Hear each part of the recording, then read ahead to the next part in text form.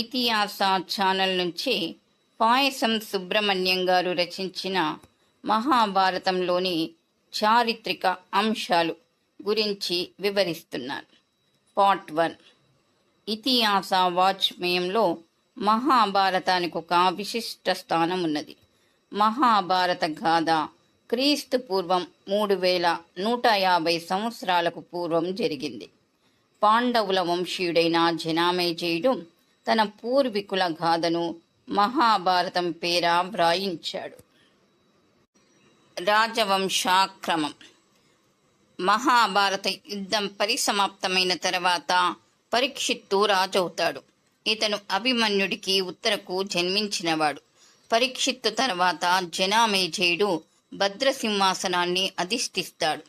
ఈ కాలంలోనే పరీక్షిత్తును కాటువేసిన నాగులపై యుద్ధం ప్రకటించి వారిని జయించి ఆ తర్వాత అశ్వమేధ యాగం చేస్తాడు. ఆ యాగంలోని దుర్వృత్తులను గ్రహించి అశ్వమేధ యాగం నిషిద్ధమని జనమేజయుడు శాసిస్తాడు. అటు తర్వాత జనమేజయుని కుమారుడు శతానికుడు, ఆ తర్వాత అశ్వమేధ దత్తుడు సింహాసనాన్ని అధిష్ఠిస్తారు. జనమేజయుని కాలంలో ద్వైపాయన, వైశంపాయన, స్తుతి వంటి పండిత రచయితల పొడిగింపుల ద్వారా మహాభారతం 1,00,000 శ్లోక సమన్వితమవుతుంది. మహాభారతంలో ప్రాక్షిప్తాలు ఎక్కువ.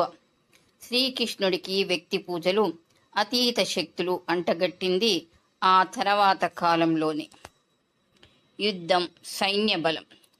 రామాయణం ఆర్య అనార్య జాతుల మధ్య రాజ్య విస్తరణ కాంక్షతో జరిగిన యుద్ధ చరిత్ర అయినట్లే మహాభారతం అన్నదమ్ములైన ధృతరాష్ట్ర, పాండురాజుల కుమారులైన కురు పాండవుల మధ్య యావత్ భారత ఏకచక్రాధిపత్యానికై జరిగింది. ఈ యుద్ధంలో దేశంలోని దాదాపు అన్ని రాజ్యాలు పాల్గొన్నాయి. మహాభారత యుద్ధంలో 18 ఔక్షణీయుల సైన్యం పాల్గొని 18 రోజుల పాటు భీకర యుద్ధం కొనసాగించింది. అంటే దాదాపు 39,09,600 మంది సైన్యం ఈ యుద్ధంలో పాల్గొన్నదన్నమాట. రథ, గజ, తురగ, పదాతి సైన్యం మొత్తం కలిపితే ఈ సంఖ్య వస్తుంది. యుద్ధ అనంతరం బతికి బయటపడిన వారి సంఖ్య కేవలం 1700-700 మాత్రమే.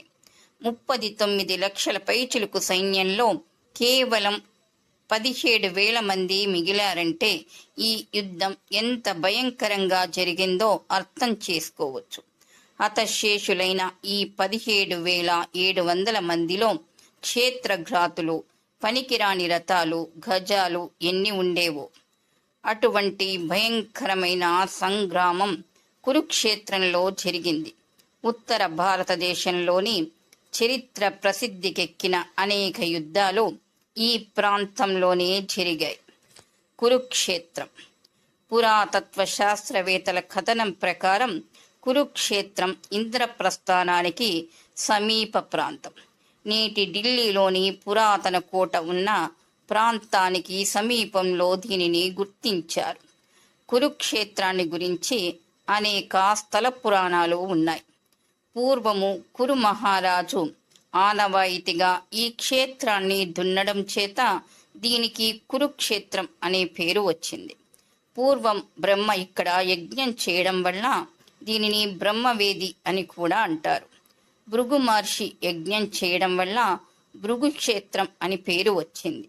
దధీచి మహర్షి ఇక్కడ యోగ విద్య ద్వారా ప్రాణాలు విడిచారు. విశ్వామిత్రుడు, మార్కండేయుడు ఇక్కడే తపస్సు చేశారని స్థల చరిత్ర చెప్తుంది. శమంతక పంచకం.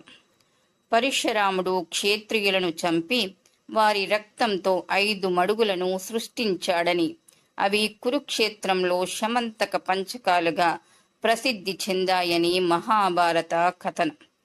పరశురాముడి భయంతో దశరథుడు ఎప్పుడూ పెళ్లి బట్టలతో ఉండేవాడని, ఎందుకంటే పెళ్లి కొడుకును చంపకూడదనేది పరశురాముడి వ్రతమని ప్రాచీన గ్రంథాలు చెప్తున్నాయి. సరిహద్దులు. కురుక్షేత్రం దాదాపు 250 చదరపు మైళ్ళ విస్తీర్ణం కలిగి ఉండేదని చరిత్రకారులు చెప్తున్నారు. భూసార పరీక్షల్లో క్రీస్తు పూర్వం 3150 ప్రాంతంలో జరిగిన యుద్ధాల ఆధారాలు ఇక్కడ లభించాయి. దక్షిణం యమునా నది, ఉత్తరం సరస్వతీ నది, పశ్చిమం పాటియాలా సంస్థాన తూర్పు భాగం, వాయువ్యం పానిపట్ జింద్ సంస్థానాలు, సప్తవనాలు. మహాభారత యుద్ధ కాలంలో కురుక్షేత్రంలో 7 వనాలు ఉండేవి. ఇవి మహర్షుల ఆశ్రమాలకు, గురుకులాలకు నిలయాలు. కామాఖ్యవనం, అతిథివనం, వ్యాసవనం, ఫలివనం, సూర్యవనం, మధువనం, సీతావనం. యుద్ధ ప్రేక్షకులు. మహాభారత యుద్ధం కేవలం ఒకే ప్రాంతంలో జరగలేదు. ముఖ్య యుద్ధాలు కురుక్షేత్రంలో జరిగినప్పటికీ అనేక పోరాటాలు దానికి 4-5 మైళ్ళ దూరంలోని ఆమిన్, బాణగంగా తదితర ప్రాంతాలలో కూడా జరిగాయి. యుద్ధ సమయంలో దూరంగా నిలబడి యుద్ధాన్ని చూడటానికి అప్పట్లో భీష్ముడు ప్రజలను అనుమతించాడు. అధర్మ యుద్ధాలు జరగకుండా ఉండటానికే ప్రజలకు ఈ అవకాశాన్ని కల్పించారు.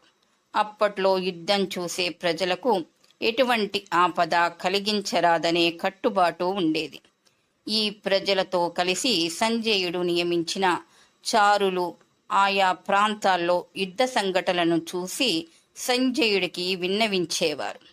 చారుల వార్తా కథనాల ఆధారంగా సంజయుడు ధృతరాష్ట్రుడికి యుద్ధ విశేషాలను వివరించేవాడు. యుద్ధాన్ని చూసే అవకాశం ప్రజలకు లేకపోయి ఉంటే చారుల వార్తా సేకరణ సాధ్యమయ్యేది కాదు. గీతోపదేశ ప్రాంతం. మహాభారతంలో గీతోపదేశానికి భారతీయులు అత్యంత ప్రాముఖ్యతనిస్తారు. అయితే యుద్ధ సమయంలో యుక్తాయుక్త విచక్షణ అర్జునుడి భ్రమలను తొలగించడం, అతడిని యుద్ధోన్ముఖుణ్ణి చేయడం వంటి ఘటనలు కొద్ది నిమిషాల వ్యవధిలోనే జరిగి ఉంటాయి. కురు పాండవ సేనలు మోహరించి యుద్ధ వాతావరణం నెలకొన్న ఆ సమయంలో కృష్ణుడు తీరిగ్గా గంటల తరబడి గీతోపదేశం చేశాడనుకోవడం సరికాదు. ఎదుటి పక్షంలోని బంధుమిత్రులను చూసి నిరాశకు లోనైన అర్జునుడికి శ్రీకృష్ణుడు అతి తక్కువ సమయంలో వీరావేశంతో కర్తవ్యాన్ని బోధించి ఉంటాడు.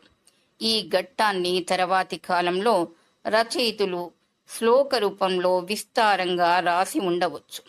అందుకే గీత అంతటి మహత్తర గ్రంథమైంది. శ్రీకృష్ణుడు గీతోపదేశం చేసిన ప్రాంతంలో జ్యోతిసర్ అనే గ్రామం వెలిసింది. అక్కడ ఒక పురాతనమైన వటవృక్షం నేటికీ ఉంది. భీష్మ శరతల్పం. యుద్ధం చివరి దశలో భీష్ముడు శరతల్పంపై విశ్రమించాడు. సుయోధనుడు భీష్ముడి శరీరాన్ని రాత్రిపూట జంతువులు బాధించకుండా సైనికులను కాపలా ఉంచాడు. భీష్ముడి ప్రతిజ్ఞలు పాండవులకు వరంలా పనిచేశాయి.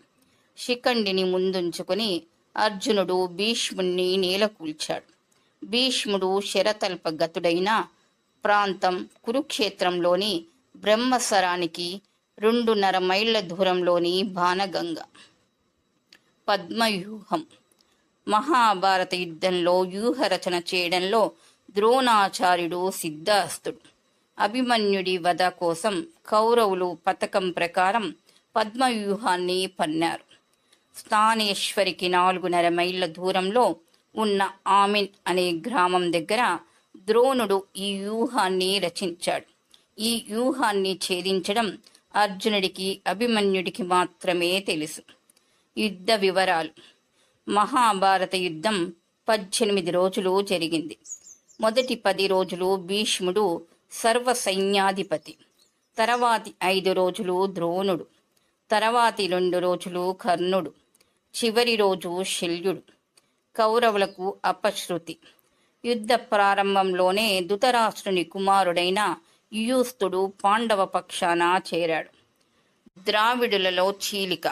దక్షిణాదిత్య ద్రావిడులైన ఆలంబాసుడు, అలాయుధుడు కౌరవ పక్షాన పోరాడగా ఘటోద్గజకుడు, అంజనాపర్వుడు పాండవుల పక్షాన పోరాడారు. ఇందులో అంజనాపర్వుడు భీముడి మనవడు, ఘటోత్కచుని కుమారుడు. Please like and subscribe.